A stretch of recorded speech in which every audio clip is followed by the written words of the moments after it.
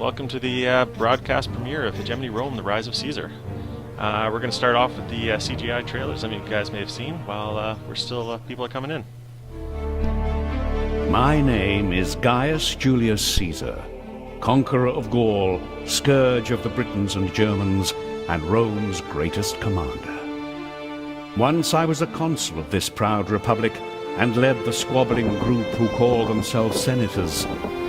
But now, the wind has turned. Today, I cast the die as I cross these waters and march against my erstwhile ally, Pompey, and the scheming Optimus. The events that have forced my hand have been both tragic and glorious. And in their retelling, let future citizens understand why brother must fight brother and why Caesar must prevail. Alia Jacta Est.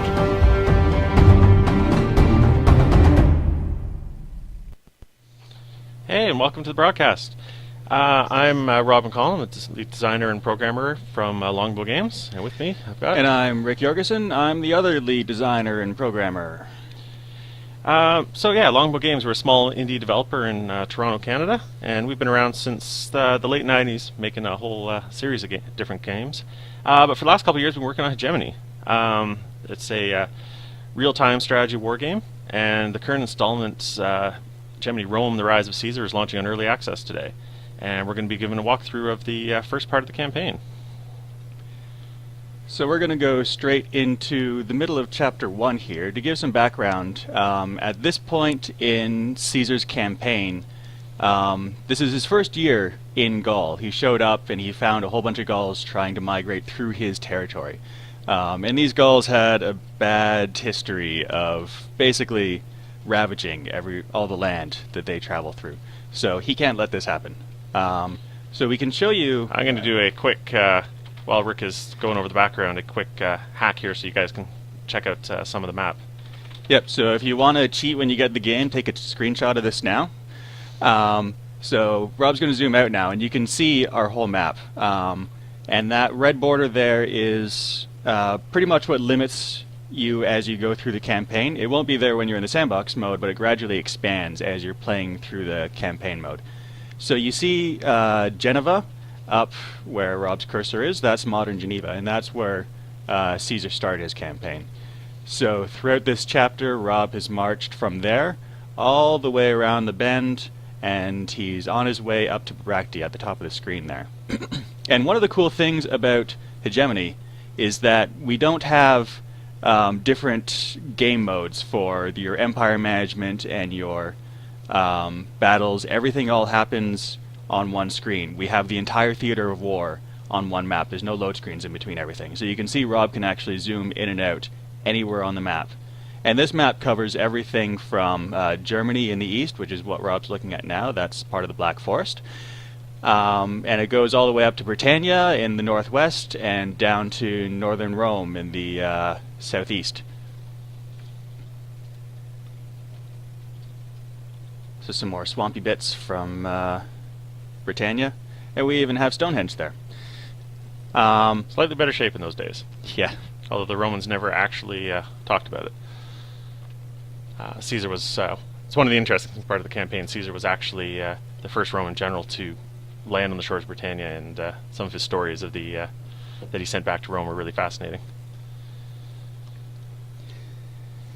So, I think we're going to jump into the battle, now that Rick's giving you a bit of background. So I'm going to turn the fog of war back on so you can see how the game plays out. So obviously there's going to be some spoilers here, but a lot of this isn't really much of a surprise. You march forward and you're going to get attacked. So at the moment, while we've been doing all of this, the game is on pause. It's the flashing red icon at the top. So that gives me time. I can check out the map and evaluate the situation. So I'm going to unpause the game. So that sends my cavalry off to head up to the city. Caesar picked this location because his Gallic allies, who had this hill fort city here, had a lot of supplies that could feed his army during the battle. And the pause time is really important. This really rewards you for thinking through strategically. The Helvetii were waiting for us. They're attacking Bilbracht from the east. Prepare a battle line, and don't leave our flanks exposed. There we go. All So right. you can see them marching in that horde in the top right of the screen there. So as Caesar said, I'm going to set up my battle line. So I'm moving in some of my legions here. You can see I'm running into position.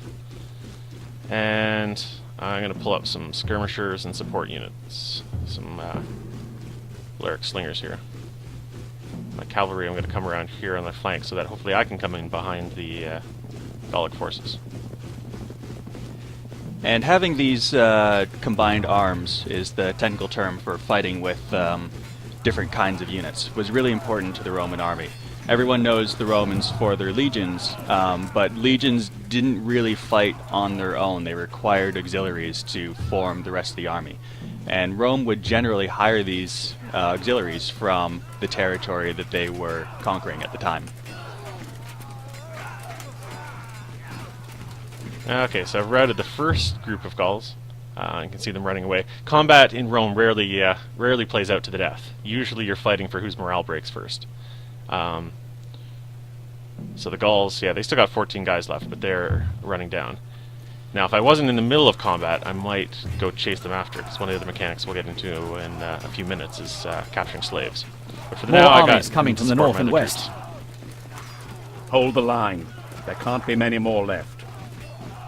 And another unique thing is that when a unit is defeated, it doesn't just disappear like it does in other games. What they'll do is they'll retreat back to their home city, and they'll start re-recruiting back into that brigade. So brigades really have a much longer lifespan in this than they do in other games. So see, I just got notice of 2 more enemy forces coming in on the flanks. So this is a good indicator of the natural flow in Hegemony compared to a lot of other strategy games out there. Because everything that takes place on the one map, your battles tend to evolve more fluidly. Small skirmishes will be building up into large field battles, and reinforcements might be coming in just as your line's breaking. So now I've got to reorder my troops to deal with these 2 forces. You can see the other ones coming towards the top of the screen. So I'm going to set up a couple of my legions to hold the line on this side of the city, and bring my other ones up to the north here, and hopefully I can get there in time. And if you're keen-eyed, you might have noticed that there's these yellow borders that are showing up around certain buildings. These are the supply ranges that happen around buildings that you control.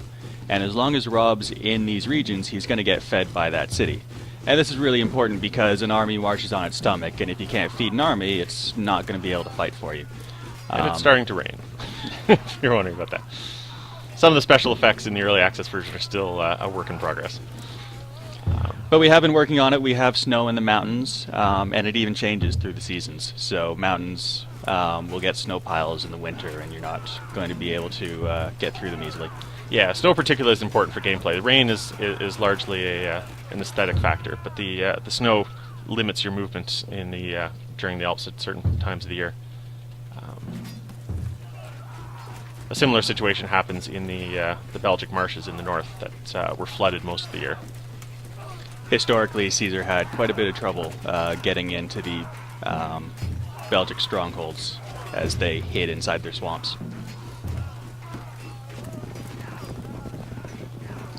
So Rob's doing pretty well here. I think he's got a couple more units to defeat. Alright, Yeah, my there's legions. one. I'm down to 1 more unit of spearmen. I'm going to bring my cavalry around to help finish them off. And you'll also notice that there was a little charge blocked text that popped up there. You do get bonuses for charging at the enemy, but you also can upgrade your units in order to get either better at charging or better at blocking charges, in addition to a whole lot of other things you can get upgrades for. So, let's just watch this. While the Helvetii warriors had proved their fierce reputation was well deserved, in the end the might of Rome would prevail. But even as the Helvetii fled, a greater threat was amassing along the shores of the Rhine.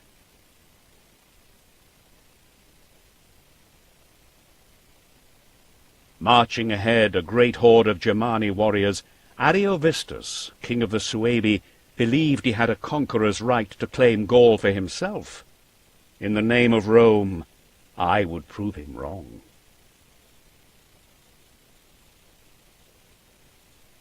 So, the Helvetii and their allies have been driven away, but the Edgeway have come with grim news.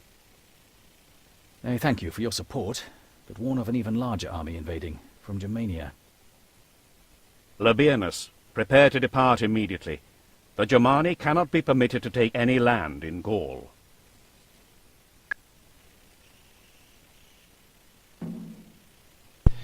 Okay, so we're back in the game now. There's a little tutorial here which we haven't voiced yet because this is still in early access.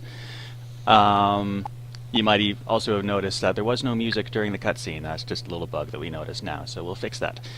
And this sort of event that you just saw, where they pull out and show what the enemy is going to do and what Caesar should be doing, happens every now and then, and that's always grounded in history. This is inspired by what Caesar himself had wrote about the campaigns as he campaigned through Gaul. And you can see that Rob just requisitioned that bridge there, if you were paying attention.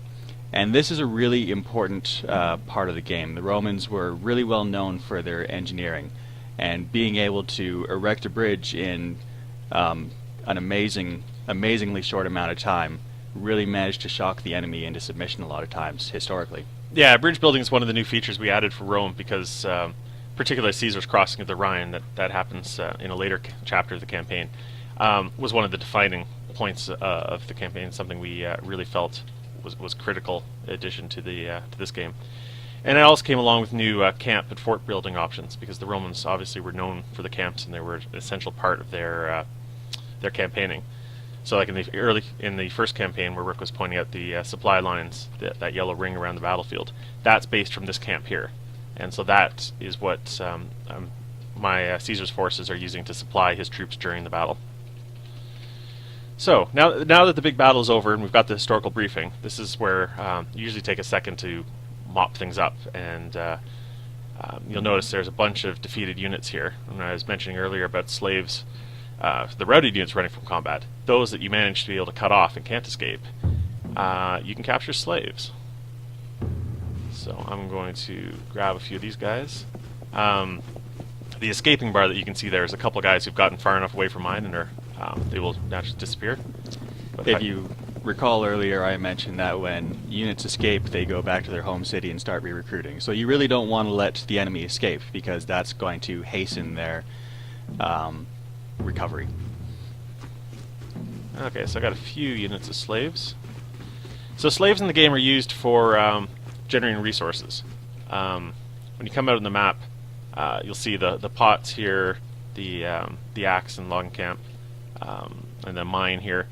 Those into those buildings you can put workers or slaves in order to produce resources for you. So if I zoom in on this one, you can see I've got actually my allies have workers in there producing food.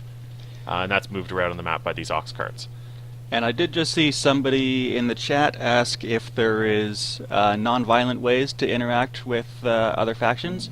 And actually, earlier when we were showing you that bridge, Rob didn't have to build that bridge, he didn't have to conquer that bridge, because that bridge was owned by one of his allies, so he just requisitioned it. Requisitioning costs a bit of money, but paying money for something is often a lot safer than going to war with a new faction. Yeah, basically one of Caesar's usual techniques is, over the course of the 8-year campaign, he was frequently allied with a couple Gallic factions and at war with other ones. So from his allies, like I can take this farm and say, I need more food, so I will take control of that for a cost, and now it is mine, and I can connect it up to my city here, and creates a new supply line right there between the two, and that will automatically start moving food in there. And you can see the city has its own supply radius now that I control it. That's notably bigger than that fort.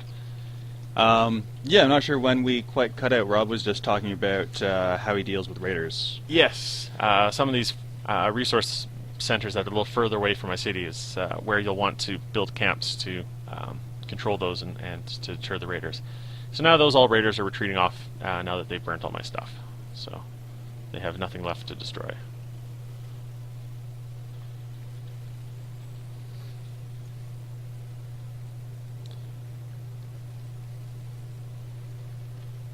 So I think we're just about to wrap stuff up, unless there's any specific questions from you guys.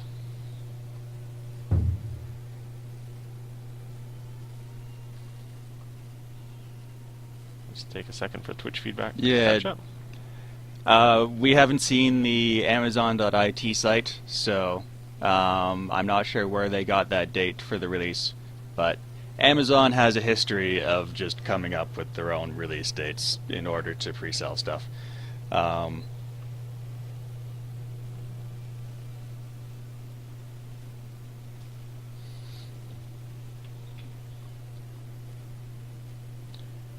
Yeah, we're excited about the trading cards there. Britt put those all together. They're based on some concept art from the game, as well as some inspirations from particular battles and Caesar's stories.